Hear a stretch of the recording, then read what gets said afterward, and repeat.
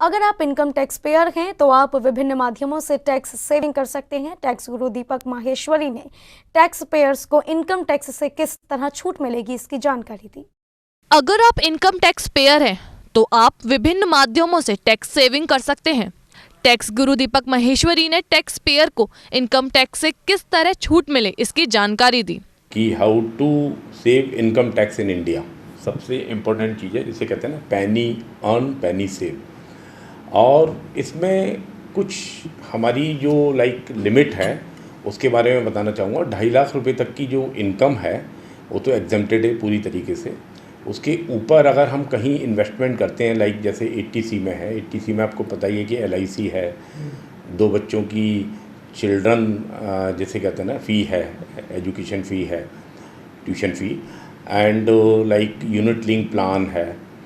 और आप ये कह सकते हैं 80C में जो कैप है वो 1.5 लाख रुपीज़ तक आप बचा सकते हैं मैक्सिमम, जिसमें वेरियस प्लान है, PPF भी है, उसमें EPF भी है, UPF भी है, तो अदर्स वो हैं।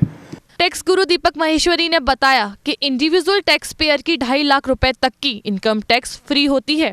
HRA अगर किसी ने एग्जेम्प्टेड है, और HRA का भी एक प्रोसेस है कि अगर वो मेट्रो में रहता है तो उसको 50% अपना जो HRA है वो एग्जेम्प्टेड है, और अगर नॉन मेट्रो में तो 40% ऑफ HRA एग्जेम्प्टेड है। थर्ड, इसमें सबसे इम्पोर्टेंट चीज़ जो आती है, जो लोग होम लोन लेते हैं किसी भी घर पर, उसमें 2 लाख रुपए तक होम लोन की इंटरेस्ट मैक्सिमम एग्जेम्प्टेड है। और इसके अलावा अगर वो रीपेमेंट करता है अपने होम लोन की प्रिंसिपल अमाउंट का, तो वो 1.5 लाख रुपीज़ एग्जेम्प्टेड है। सेविंग कहाँ कहाँ करनी चाहिए जिससे उनका टैक्स रिड्यूस हो, उसमें डोनेशन का भी एक पार्ट है।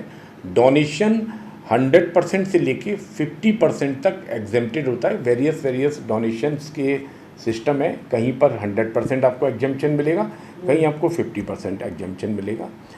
अगर आपने अभी तक इनकम टैक्स सेविंग की प्लानिंग नहीं की है तो कर लें। ITR फाइल करने के बाद आपको यह छूट नहीं मिल पाएगी। सी न्यूज़ के लिए अजय बहादुर की रिपोर्ट।